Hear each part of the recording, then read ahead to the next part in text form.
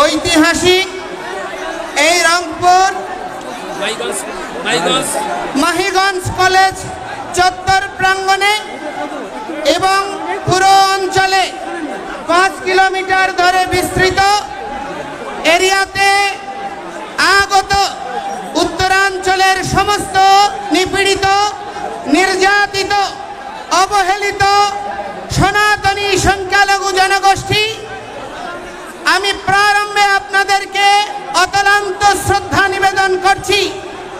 শত রক্তচক্ষু উপেক্ষা করে বিভিন্ন পর্যায়ে রাজনৈতিক উচ্ছৃঙ্খল জনগোষ্ঠী এবং প্রশাসনিক বাধাকে উপেক্ষা করে আজকে এই রংপুরে যে জনসমুদ্র পরিণত হয়েছে, আপনাদের অকুণ্ঠ সমর্থনে আমরা চিরঋণী। আপনাদের কাছে প্রণাম নিবেদন করছি। অতিশয় দুর্ভাগ্যের সাথে বলতে চাই, গত 5ই আগস্টের যে অভ্যুত্থান হয়েছে, সেই অভ্যুত্থানে এই রংপুরেই প্রথম শহীদ হয়েছিল শহীদ আবু সাঈদ। কিসের জন্য তিনি আত্মত্যাগ করেছিলেন? তিনি আত্মত্যাগ করেছিলেন বাক স্বাধীনতার জন্য, তিনি আত্মত্যাগ করেছিলেন গণতন্ত্রের জন্য, তিনি আত্মত্যাগ করেছিলেন সহাবস্থানের জন্য, তিনি আত্মত্যাগ করেছিলেন মর্যাদাপূর্ণ একটি জাতি পরিণত করার জন্য। শহীদ রুদ্র আত্মাহুতি দান করেছেন সে আন্দোলনে, একজন মুসলমান, একজন হিন্দু। এভাবে পরস্পরের পাশে দাঁড়িয়ে অভ্যুত্থান সাধিত হয়েছে। যাদের আত্মত্যাগ আর বলিদানের বিনিময়ে এই অভ্যুত্থান হয়েছে, তারা কি তার মূল্য পেয়েছে? তারা কি তার মূল্য পেয়েছে? আজকে দেখুন, নেট স্লো করে দেওয়া হয়েছে, প্রতিটি জায়গায় সমাবেশে নেট স্লো করে দেওয়া হচ্ছে। আজকে যিনি তথ্যমন্ত্রী, তিনি দায়িত্ব নিয়েছিলেন গত সরকারের, এই তথ্যমন্ত্রী আপনার পলক, তিনি নেট স্লো করে দিয়েছেন এই অভিযোগে তার অবস্থানের পরিবর্তন সাধন করার জন্য। কিন্তু অতিশয় দুর্ভাগ্যের বিষয়, কি পরিবর্তন দেখছি যে আগের চেয়েও একই রকম অবস্থা, কোনো পরিবর্তন হয়নি। এই অবস্থা শহীদ আবু সাঈদ, শহীদ রুদ্র, শহীদ মুক্ত সহ নিপীড়িত যেই সমস্ত আত্মাহুতি দানকারী শহীদ, যারা এই পরিবর্তনের জন্য জীবন দিয়েছে, তাদের রক্তের সঙ্গে বেঈমানি। এই অবস্থা আমরা মেনে নিতে পারি না।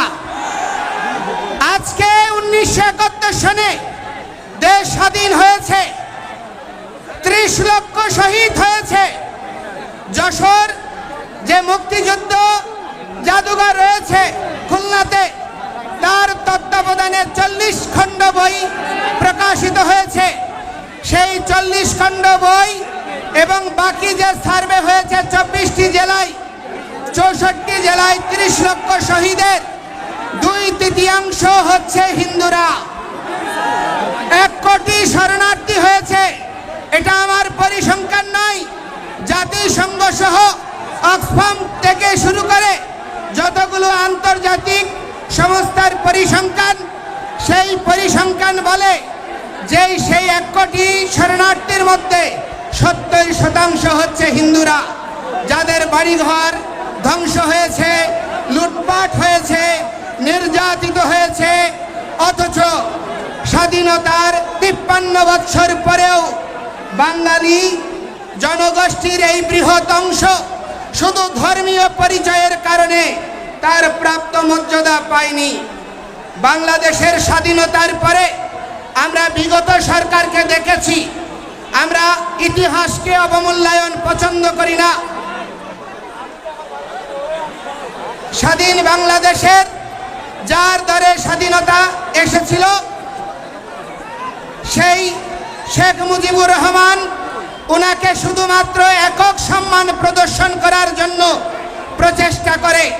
শহীদ তাজউদ্দিন, আপনার 4 জাতীয় নেতা মাওলানা ভাসানী এবং মনোরঞ্জন ধর, কমরেড মণি সিং থেকে শুরু করে অনেক অগণিত কৃতি ব্যক্তির মূল্যায়ন হয় নাই এবং সেই ধারাবাহিকতা আজ পর্যন্ত বলবৎ রয়েছে। যেই সমস্ত 9 জন শহীদ হয়েছে তাদের নামে স্মৃতি ফাউন্ডেশন বলেন, সরকার বলেন, আজ পর্যন্ত কোনো দৃষ্টান্তমূলক পদক্ষেপ গ্রহণ করে নাই। এবং অতিশয় দুর্ভাগ্যের বিষয় যে এই দেশে স্বাধীনতা যুদ্ধে প্রথম শহীদ হয়েছে, যেই শহীদকে বীর শ্রেষ্ঠ বলে ঘোষণা করা হয়েছিল, সেই বীর শ্রেষ্ঠটি হচ্ছে দাস পার্টির প্রতিষ্ঠাতা জগৎজ্যোতি দাস, যাকে তৎকালীন আপনার প্রবাসী সরকার গেজেট প্রকাশ করেছে। আকাশবাণী, স্বাধীন বাংলা বেতার কেন্দ্র থেকে শুরু করে প্রতিটি সংবাদ মাধ্যম থেকে প্রথম বীরশ্রেষ্ঠ হিসেবে স্বীকৃতি দেওয়া হয়েছে। কিন্তু দেখা গেল কি 72-এ এসে সরকার গঠন হওয়ার পরে শুধু হিন্দু অজুহাতে তাকে স্বীকৃতি দিতে হবে বলে কোনো সেনাবাহিনী ছাড়া অন্য কোনো সেক্টরের কাউকে আর বীরশ্রেষ্ঠ খেতাব দেওয়া হয়নি এবং সেই জগৎজ্যোতি দাসের বীরশ্রেষ্ঠ খেতাব কেড়ে নেওয়া হয়েছে শুধুমাত্র হিন্দু হওয়ার অপরাধে। আজকে বাংলাদেশে যেই নির্যাতন নিপীড়ন হচ্ছে 5ই আগস্টের পরে এবং বিগত 53 বছর ধরে প্রতিটি সরকার যখন বিশ্ব মিডিয়া, বিশ্ব বিবেক চিৎকার করে বাংলাদেশের মানুষ সোচ্চার হয়, বাংলাদেশের সংখ্যাগরিষ্ঠ জনগোষ্ঠী অসাম্প্রদায়িক, এই অসাম্প্রদায়িক জনগোষ্ঠীর মাঝে বিভিন্ন গণতান্ত্রিক রাজনৈতিক দলগুলির মাঝে ঘাপটি মেরে থাকা যেই সমস্ত উগ্রবাদীরা লুকিয়ে আছে তাদেরকে চিহ্নিত করার সুযোগ থাকার পরেও তাদের দ্বারা নিপীড়ন নির্যাতন অবর্ণনীয়ভাবে হওয়ার পরেও দৃশ্যমান কোনো পদক্ষেপ কোনো সরকারই গ্রহণ করেনি। শুধুমাত্র হিন্দু জনগোষ্ঠী, সনাতনী জনগোষ্ঠী নিপীড়িত হওয়ার কারণে আজকে সদেশ ছাত্র সচিবালয়ে ঢুকে যদি পরীক্ষার আপনার পরিবর্তন হয়ে যায়, পরীক্ষাবিহীন পাশ হয়ে যায়, বিগত 5ই আগস্টের পরে সরকার পরিবর্তনের পরে যেখানে আন্দোলন হয়েছে সেখানেই স্বীকৃতি মিলেছে, পরিবর্তন এসেছে।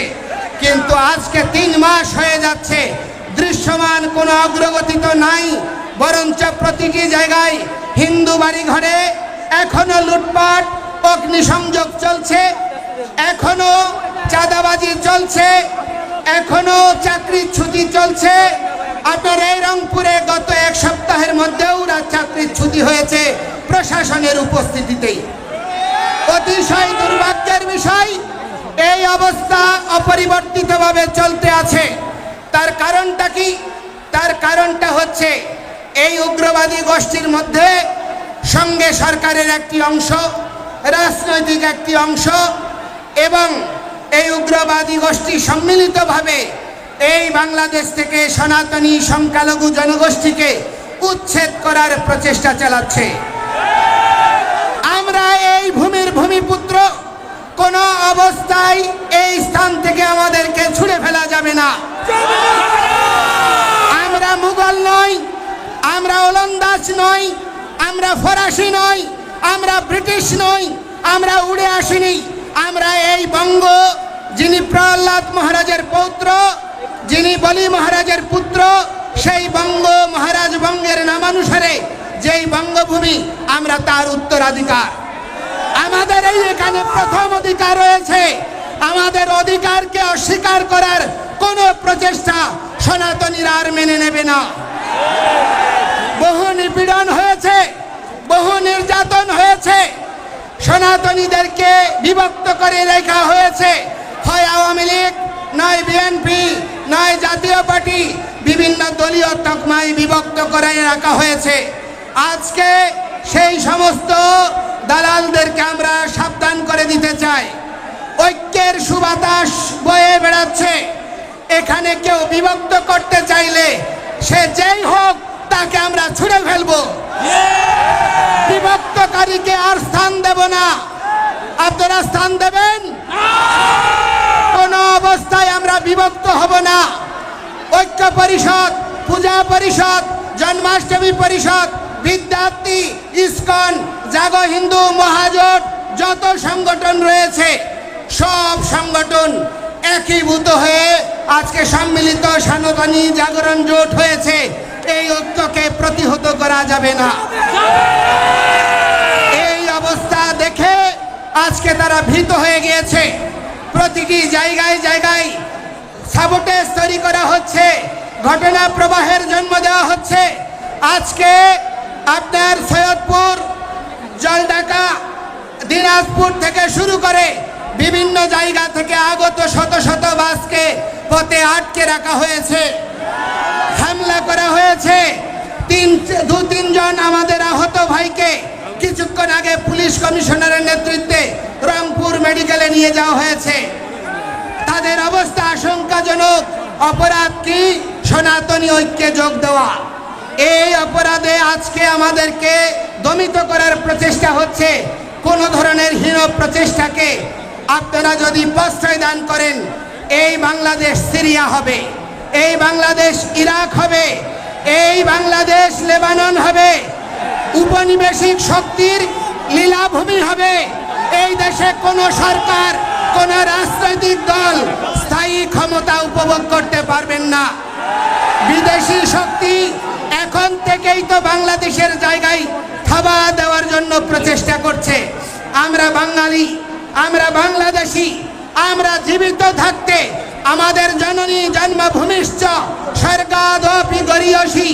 আমাদের মা এবং জন্মভূমি একই সমান। আমাদের মা যেমন আমাদের পূজ্য, এই জন্মভূমি পূজ্য। আমাদের 1 ইঞ্চি ভূমিকে নিয়ে কাউকে আমরা ছিনিমিনি খেলতে দেব না। আজকে এই ঐক্যবদ্ধ গণতন্ত্র, সমতা, সাম্য, মৌলিক অধিকারের দাবিতে আমরা যখন সংঘবদ্ধ হয়েছি, যে জাতি জাতীয় পতাকা উত্তোলন করে, জাতীয় সঙ্গীত গেয়ে, সাম্যের কথা বলে যে কোনো কর্মসূচি শুরু করে, সেই জাতিকে আজকে অতিশয় দুর্ভাগ্যের বিষয় রাষ্ট্রদ্রোহের মামলায় আমাদেরকে আসামি করা হচ্ছে।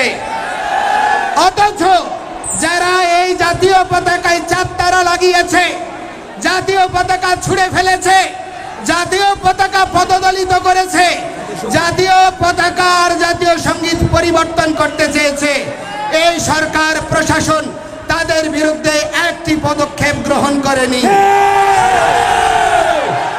এই অবস্থা প্রমাণ করে পক্ষপাত দুষ্ট সরকার। এই সরকার মৌলিক গণতন্ত্রে, সাম্যে, সমতায় বিশ্বাস যদি করেন, সকলের প্রতি সমান পদক্ষেপ গ্রহণ করুন। আজকে আমরা যখন কর্মসূচি করতে গিয়েছি, জেলা স্কুল থেকে এখানে আমাদেরকে ট্রান্সফার করা হয়েছে, আমাদেরকে হোটেল ছাড়তে বাধ্য করা হয়েছে পুলিশ সুপারের নির্দেশে।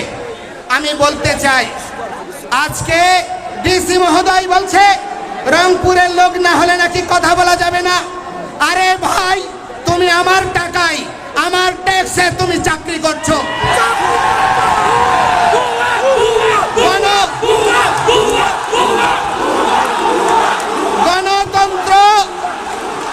গণতন্ত্র আর সাম্যের এই বাংলাদেশে প্রজাতন্ত্রের কোন কর্মচারী প্রজাতন্ত্রের প্রতিটি নাগরিককে ন্যায্য সম্মান প্রদর্শন করবে।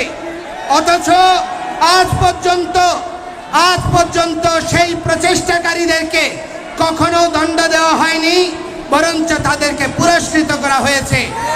এই অবস্থা আমরা মেনে নিতে পারি না। এই ডিসিকে অবিলম্বে প্রত্যাহার করতে হবে।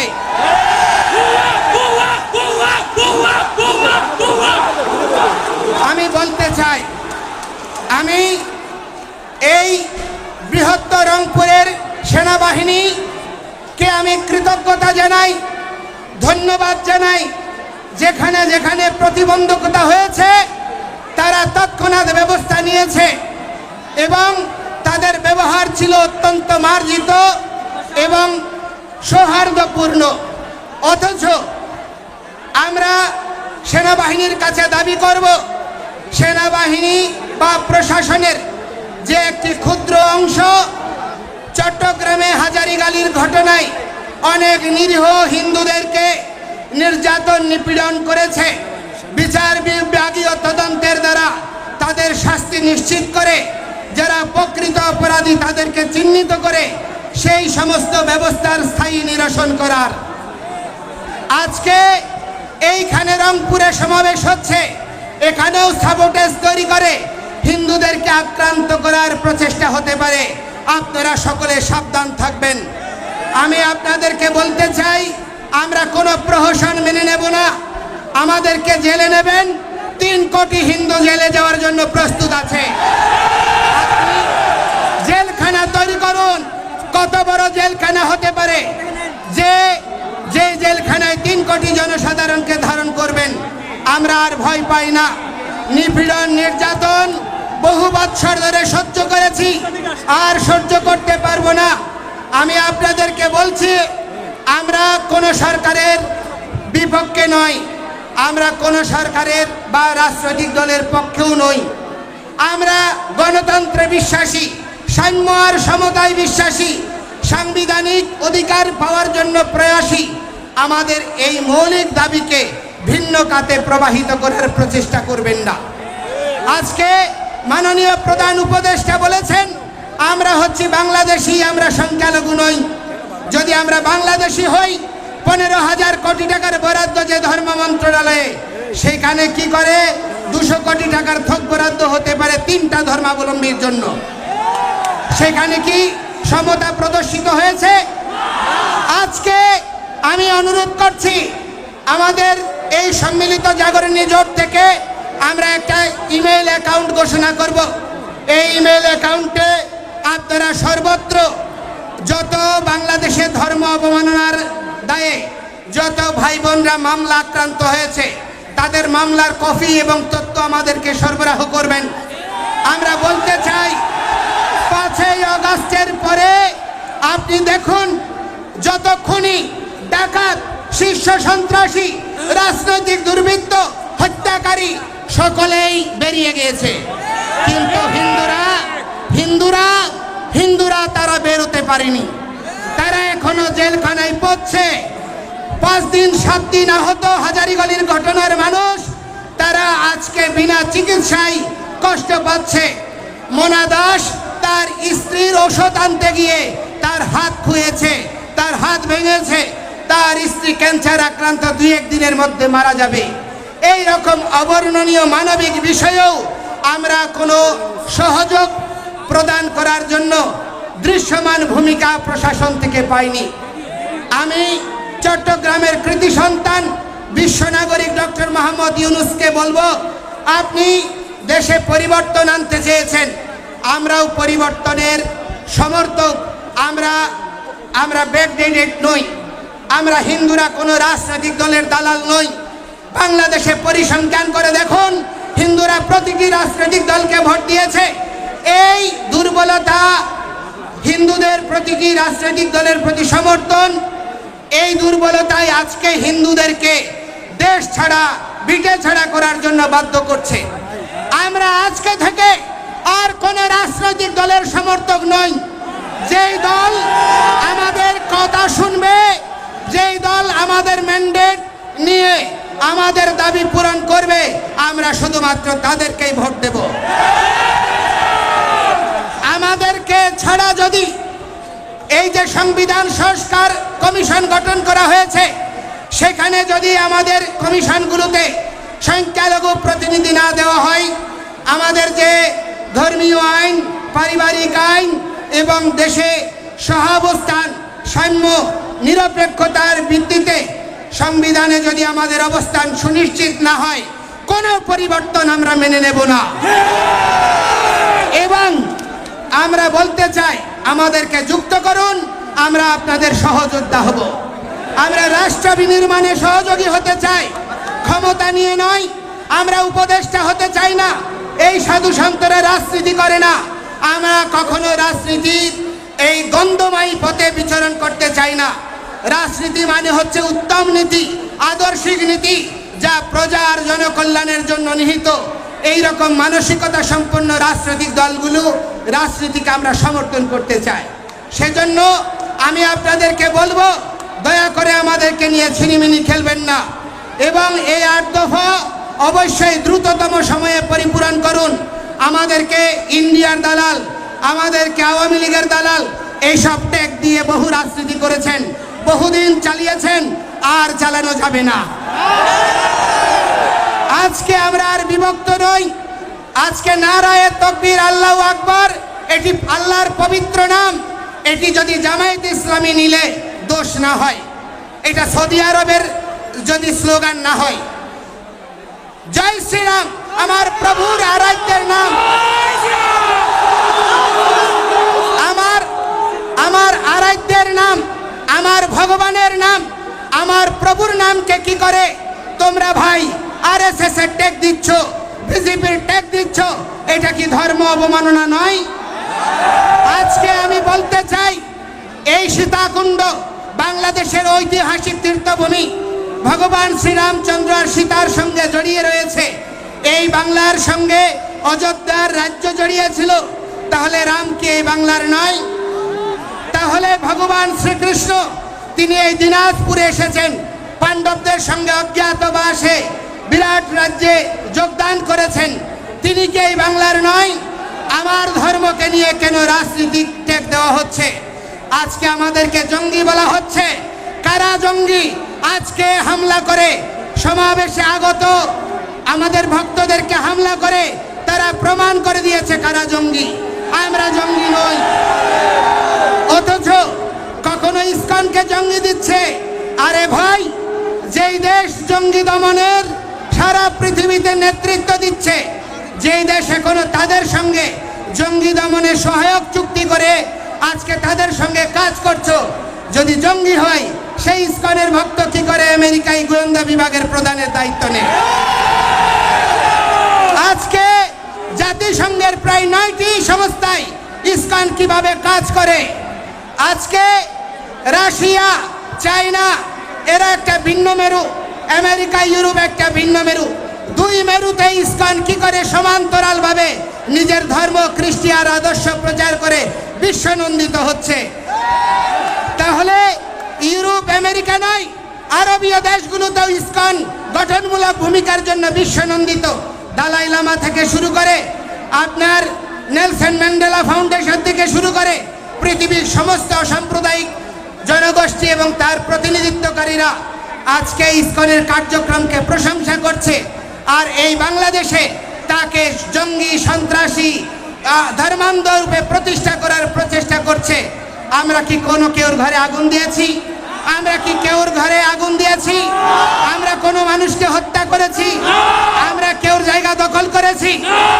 আমাদের জায়গা, আমাদের সম্পত্তি আমরা উদ্ধার করতে গিয়ে আজকে আমাদেরকে ভূমিদস্যু তকমা দেওয়া হচ্ছে। বাংলাদেশ সরকার অর্পিত সম্পত্তির নামে আপনার ক আর খ করে ক এর অধিকাংশ সম্পত্তি স্থায়ী খাস করে নিয়েছে। কই মুসলমানের কোন সম্পত্তিকে খাস করার দুঃসাহস দেখাতে পেরেছে? আজকে বাংলাদেশে অধিকাংশ শিক্ষা প্রতিষ্ঠানের জায়গার দাতা হচ্ছে হিন্দুরা, অথচ সেইখানেই আজকে আমরাও বঞ্চিত। আমাদের প্রার্থনা করার জায়গা নেই, পূজা করার জায়গা নেই। আজকে যেন আমরা অপরাধী, জেলখানায় যেভাবে বন্দি জেরাটোপের মধ্যে কয়েদিরা থাকে, ঠিক তদনুরূপ ভাবে আমাদের দেশে কারাগারের মধ্যে যেমন কয়েদি থাকে, সেইভাবে আমরা ওই পাহারার ঘেরাটোপে পূজা করছি, পাহারার ঘেরাটোপে জীবনযাপন করছি। এই রকম আমরা অনিশ্চিত ভবিষ্যৎ চাই না। আমরা বাংলাদেশের বৃহৎ জনগোষ্ঠীর সঙ্গে একই সাথে অবস্থান করতে চাই, একসাথে চলতে চাই, একটি আদর্শিক বাংলাদেশ বিনির্মাণ করতে চাই। এই প্রচেষ্টাকে দুর্বলতা মনে করবেন না। আমি আপনাদের বক্তব্য দীর্ঘায়িত করব না। আমি আপনাদেরকে বলতে চাই, সারা পৃথিবীতে আজকে দেখা যাচ্ছে যে মানুষ